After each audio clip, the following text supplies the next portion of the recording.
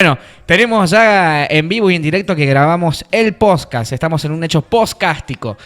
Grabamos como todos los miércoles el podcast de economía política en vivo y en directo de la mano de nuestro querido compañero ya acá, Eduardo González Holguín, muy reconocido por medios internacionales. Él es docente de la UNC, fue candidato también a intendente de la ciudad y también es nuestro columnista. Así que muy buen mediodía, Eduardo, y gracias por esperarnos un poco de tiempo, ¿viste? ¿Cómo esto?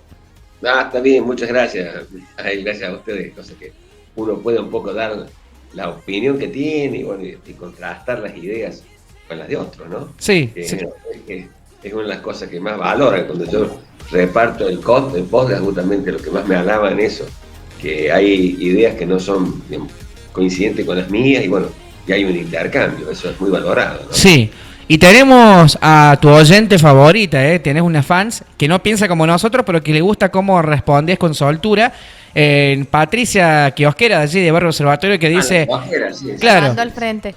No, que yo le mando al frente porque ella me manda al frente en el barrio. Ella me dice, tengan cuidado que pasa el enano peroncho. No. Claro, me marca a mí, ¿no? Yo también la marco acá con la audiencia peroncha también, por supuesto. Está bien. Yo soy filo peroncho, no me digan peroncho, yo soy filo peroncho. Así me dijeron que tengo que decirle a los cordobeses. Filo peroncho. Sí, porque dice que suena más sutil. Si vos le decís sos peronista, planero, cuca, vas a ir en cana, ¿viste? Fanático. Bueno, pero esta kiosquera nos dice que, bueno, preguntarle al profe, por favor, dice que cuente y que diga la verdad a la gente, no sé, porque como si fueses vos el culpable de todo, de que después del domingo se va a ir toda la mierda, así literalmente. Yo te quiero preguntar a vos como economista, como docente, ¿qué es esto que están instalando de que gane quien gane, se va toda la mierda? ¿Por qué se va a ir y si es que va a pasar eso, Eduardo?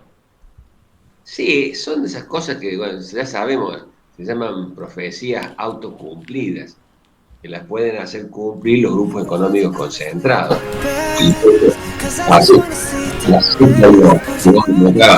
empezaban a decir el dólar va a subir, y bueno, ya quedó, digamos, de evidencia. Yo calculo que la kiosquera esta debe haber escuchado, ya quedó en evidencia que el dólar ilegal, el dólar blue, lo manejan 7 empresas. Quedó clarito, la mayoría están presos, el dólar del cual, digamos, se surtían para hacer este tráfico es dólar, digamos, de comercio, digamos, internacional ilegal. Ya se conectó, digamos, que también parte de los dólares vienen del cártel de Medellín, de la droga.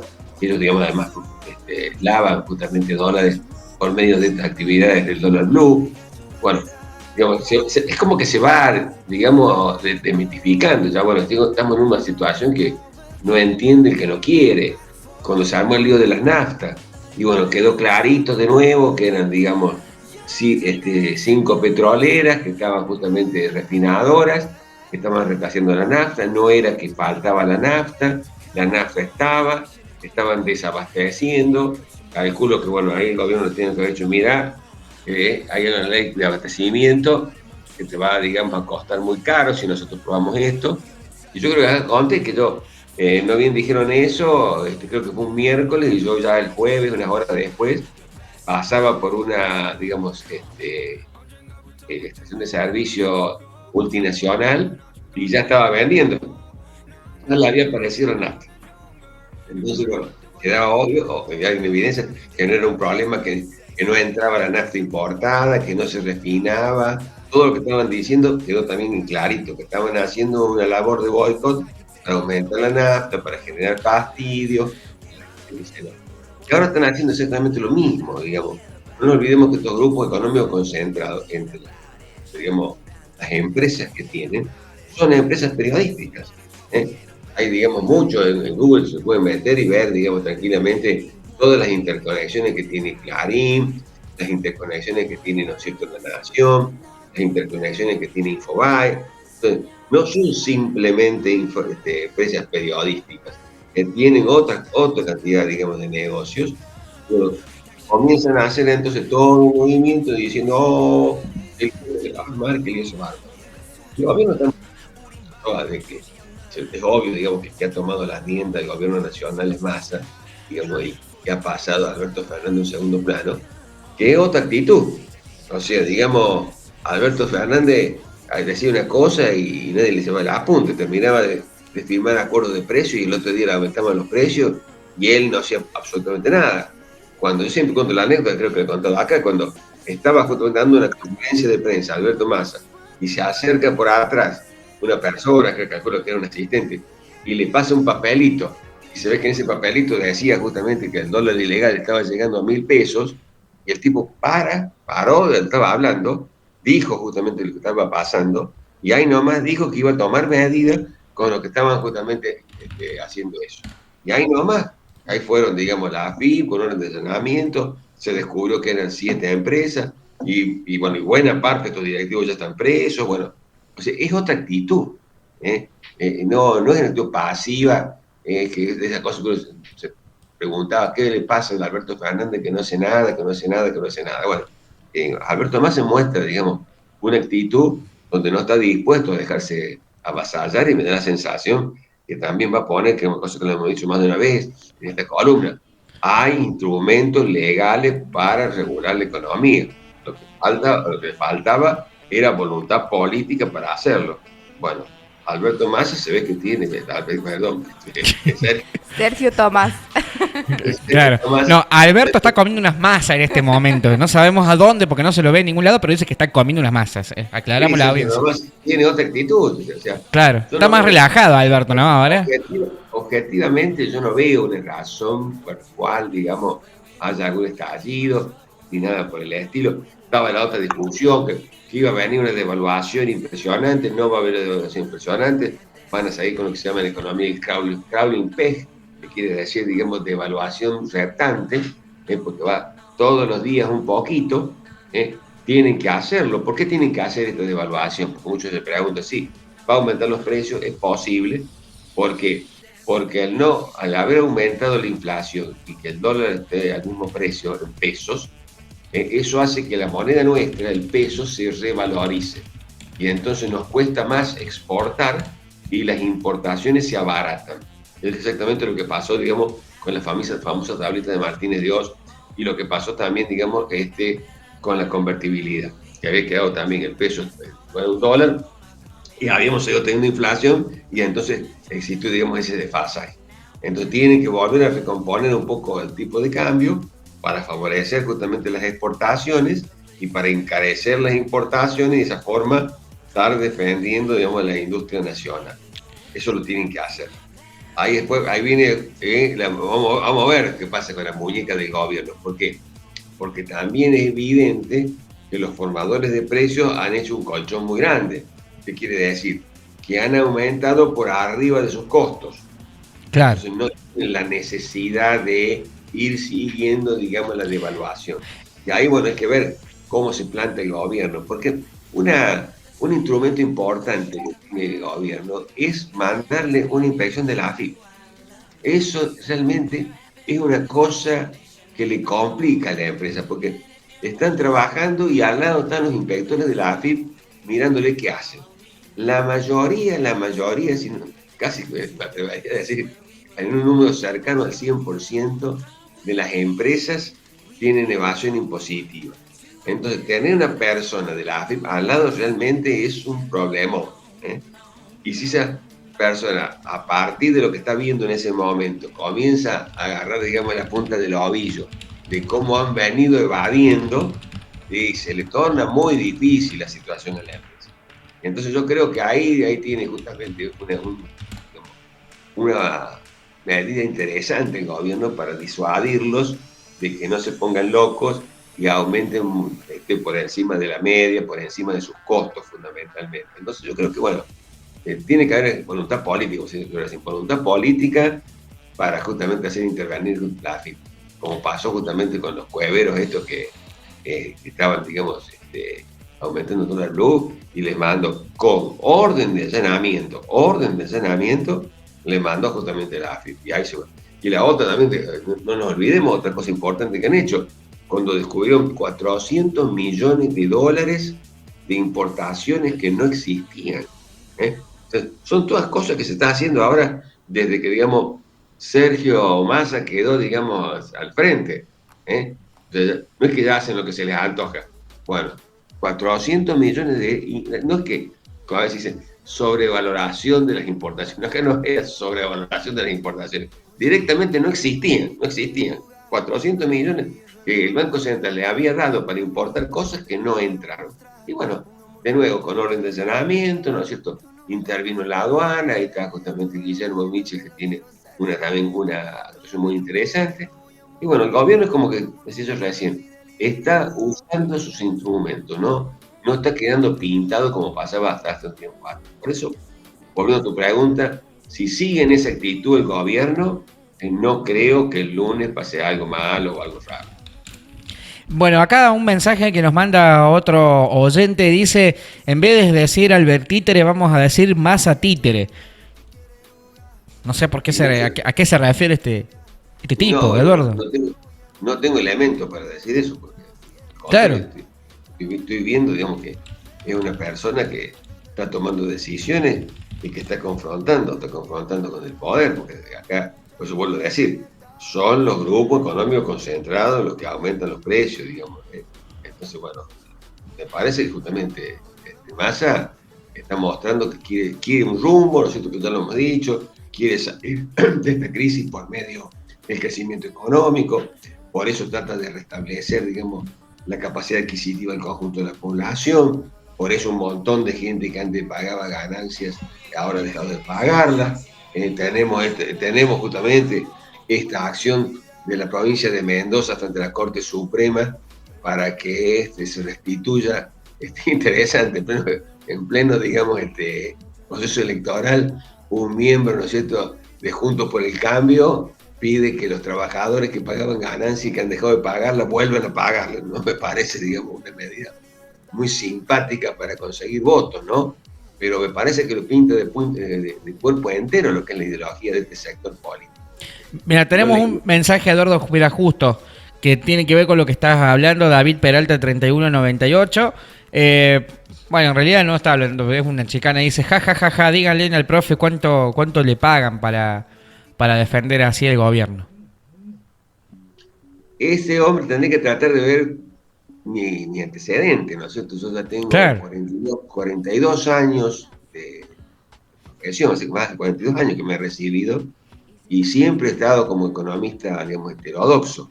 Pero que no entiende este hombre, digamos, se ve la diferencia en cuanto a los modelos de política. Yo siempre he defendido los modelos que intentan el crecimiento con distribución del ingreso. Y sistemáticamente he defendido eso. Y es más, lo he defendido en la época de la dictadura, cuando decir esto era arriesgar la vida. Hay un libro que resalta justamente que vino Martínez Dios a la Facultad de Ciencias Económicas, y yo estaba ahí entre los oyentes, y en ese libro justamente se cuenta el cuestionamiento que yo le hice a Martínez Dios. O sea, en una época que eso me podría haber costado la vida. O sea, hay que decirle a los oyentes que Palacio Deza escribe el libro. Que busque el libro de Palacio Deza y va a encontrar ahí cómo yo, en la dictadura militar, siendo yo estudiante, ya estaba en contra de las medidas neoliberales. Para que sepa, sí. Bueno, que busquen en Google. Claro. Que busquen en Google, que googleen, dijo Sergio, ¿no? Claro. Bueno, otro mensaje que pregunta más o menos lo mismo y que dice, ¿por qué no le dice, díganle al profe que hable del plan platita, que nadie quiere decir, pero que se están gastando toda la plata de los laburantes, dice. Con mi trabajo estamos manteniendo vagos. Bueno, yo le voy a contar a ese hombre que se ve que no ve la ejecución del presupuesto. Entre a la Oficina Nacional del Presupuesto, entre el Google. ¿Y sabe qué se va a encontrar? Que no ha habido un aumento del gasto.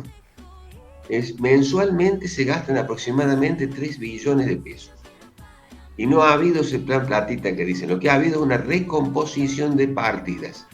Así que yo les aconsejaría a toda la gente que dice cosas, métanse un poquito, traten de informarse, no digan cualquier cosa, digamos. Entonces ustedes van y miren, hay dos formas de ver la ejecución del presupuesto. Base caja y lo de vengado. Lo que tienen que ver técnicamente es lo de vengado. Vean lo de vengado y van a ver, entonces se van a encontrar con la sorpresa que no ha habido ese gran aumento. ¿Qué quiere decir con una compensación de partida? Quiere decir que disminuyen dinero que estaba pensado para gastar unas cosas para después gastarla en la otra. Entonces, no ha habido justamente ese plan platita. Pueden mirar la otra cosa que también pueden mirarla, también es interesante. Vayan, digamos, al Banco Central, vean la evolución de la base monetaria y van a ver que no ha habido un aumento de la base monetaria tan grande. Más, es una sorpresa. Si son serios, me tendría que llamar el próximo miércoles y decirme que vio. Porque ahí va a encontrar que la base monetaria desde enero hasta septiembre, que es el último dato disponible, aumentó un 33%. Es decir, que si la teoría liberal fuera cierta, la inflación estaría en el 33%. El otro ciento y tanto por ciento de más, yo digo que son los grupos económicos, digamos, concentrados, formadores de precios. Pero bueno, eso también que dicen, no, la emisión monetaria genera inflación. Bueno, acá tenemos la cosa, la sorpresa de que la base monetaria en términos reales cada vez más chica. O sea, nosotros técnicamente estamos sufriendo un proceso de desmonetización. También. Es peligrosísimo porque también puede llevar a una recesión si esto, digamos, se sigue acentuando. Pero no ha habido una emisión monetaria para estar financiando el gasto. Así que no sé bien de qué vive este hombre, pero tampoco debe saber que los procesos económicos están todos interconectados. Y entonces, todo lo que produce, digamos, consumo, genera un movimiento en la economía que a todos nos favorecen porque de alguna forma todos dependemos de algún trabajo que se nutre justamente de ese movimiento económico. Y no tenemos la otra. No sé qué edad tendrá. Nosotros tenemos un momento, digamos, en el gobierno de la Rúa, que nosotros los economistas le llamamos la paz de los cementerios. Estaba totalmente atacada la economía, teníamos un 50 y tanto por ciento de la población debajo del nivel de la pobreza, más que ahora, teníamos un cuarto de la población, digamos, de indigencia, ahora tenemos el 12%, no se podían sacar los depósitos de los bancos, ni digamos, depósitos a la vista, ni en plazos fijos, O sea, digamos, ese era justamente un poco lo que él está proponiendo, que no quiere justamente que se mueva la economía, y bueno, esas cosas tienen digamos, consecuencias, ¿no es cierto?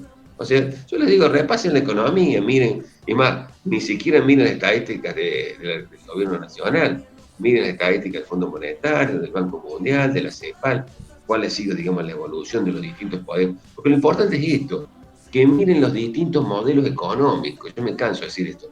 Una cosa son los modelos económicos que buscan salir del problema por medio del crecimiento y la distribución del ingreso, que son los modelos keynesianos y cepalinos, y otra cosa son los que buscan salir del problema generando una recesión, un ajuste, generando pobreza, digamos, como son los programas liberales.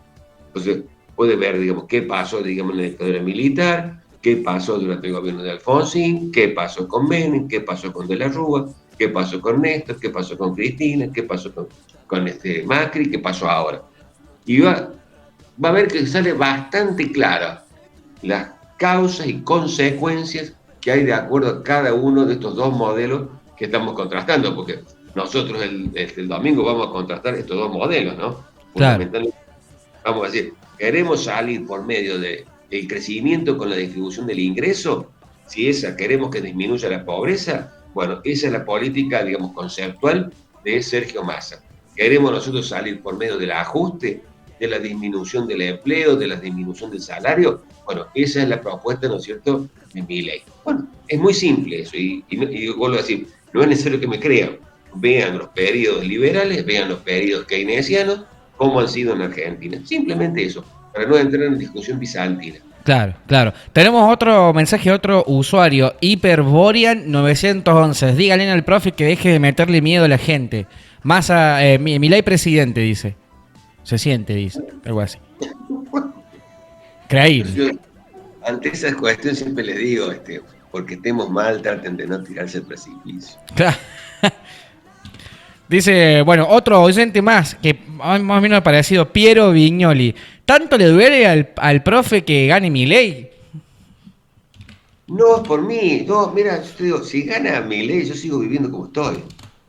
Lo que a mí me duele, porque por eso justamente soy economista, Me duele justamente el hecho que aumente la pobreza, la indigencia, que perdamos grados de libertad, que perdamos la política monetaria, que perdamos, digamos, toda la capacidad de poder regular el mercado financiero, que dependamos de una moneda que no es la nuestra y que la tasa de interés sea la que le conviene a Estados Unidos y no la que le conviene a Argentina, que aparezcan cuestiones que son para mí morales, como es el tráfico, ¿no es cierto?, de órganos, que me afecten a mí, digamos, mi orgullo nacional, como una persona que tiene como ídolo a Margaret Thatcher, con todos los muertos que nos causó, con todo el desprecio que significa para los jóvenes que pelearon en Malvinas, ¿no es cierto? Hay una cosa mucho más profunda, ¿no es cierto? El tener, digamos, una persona como Villarroel, de acompañante de fórmula, que, digamos, directamente no reivindica la democracia. Yo por ahí digo, no se dan cuenta cómo va la cosa, porque lo económico queda totalmente al costado, como una cosa secundaria, si directamente perdemos la democracia. Eso es lo que a mí me duele. Y yo le digo, yo tengo ya, digamos, 69 años, tengo mi vida hecha, tengo mi acumulación económica hecha, así que un poquito más, un poquito menos, digamos, lo de mi ley no me afecta. Digamos, lo triste va a ser eso, digamos, la otra cosa, calculo que vio el debate, vamos a dejar de comerciar, ¿no es cierto?, con Brasil, vamos a dejar de comerciar, ¿no es cierto?, con China, porque ahí fue una cosa espantosa. Nosotros en la Facultad de Ciencias Económicas, los economistas, tenemos una materia que se llama Economía Internacional.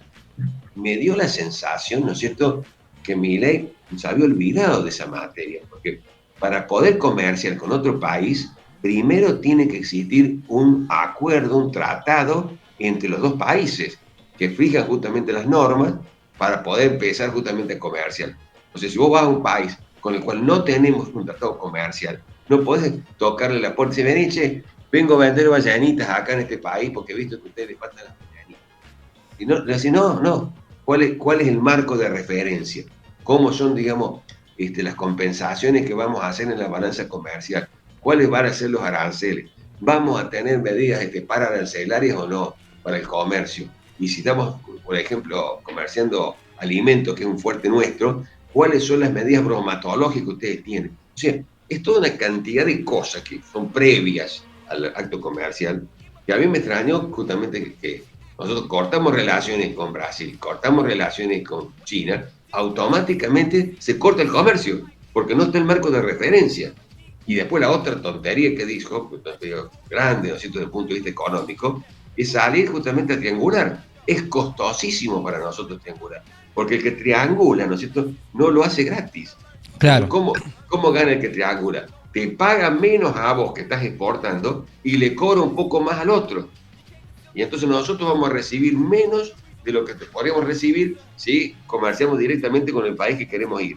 Y entonces yo te digo, yo lo escuchaba a Milei, realmente me daba vergüenza como economista, porque son cuestiones que digo, tenemos una materia específica que se llama Economía Internacional y que este muchacho directamente la desconocía totalmente. Entonces, no es que me duela a mí, me duele el daño que le va a hacer a la Argentina en la democracia, en los derechos humanos, en los derechos de los trabajadores y en la economía en lo concreto. Mira, otro mensaje. Moncho Jiménez que dice, con Milei se acaba la inflación y se acaba todo el curro de ustedes choriplaneros. Yo le preguntaría a él por qué piensa eso.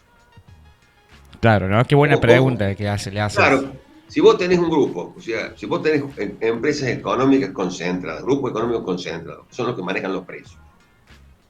¿Por qué esas empresas van a dejar de tener las super ganancias que tienen por medio de aumentar los precios por encima de sus costos? ¿Cuál va a ser la razón para que esas... Yo les recuerdo, por ejemplo, si tenés un gobierno, ¿no es cierto?, que podés decir vos que era afín a los grupos económicos, fue el del Martínez Dios. Bueno, busquen también. Martínez Dios tuvo que ir por la tremenda alta inflación que había, aplicando todo la receta monetarista, porque cuando vos tenés te pasa como en la parte de la medicina, cuando vos tenés un diagnóstico que es equivocado, las políticas que van a ser los remedios que aplicas no te sirven. Si vos tenés que pensar yo tengo una inflación de origen monetario, en donde la emisión monetaria es la que causa la inflación, y entonces hago una política como hacía Martínez Dios, porque pensaba que la inflación era de tipo monetario, y se tuvo que renunciar Martínez de Oz por la tremenda inflación que era más alta que la que había en este momento, con la dictadura militar, con todo el poder de represión. ¿Por qué? Porque los grupos económicos concentrados, los formadores de precios, no dejaban justamente de aumentar los precios por encima de los costos. Entonces yo le pregunto para que lo reflexionen, ¿por qué piensa él que si está Milei en la presidencia, estos grupos económicos van a renunciar a las superganancias que pueden tener aumentando los precios por encima de la media? Bien. Bueno, Eduardo, tenemos que agradecerte como siempre. Hay más mensajes, pero no nos daría el tiempo. La verdad que en estos últimos días están a full también los libertarios, así que le agradecemos también a libertarios amarillos, ¿no? Que también están ahí metidos, porque como nosotros dijimos, ya tienen la casta adentro. Bueno, vamos a ver cómo sale todo esto.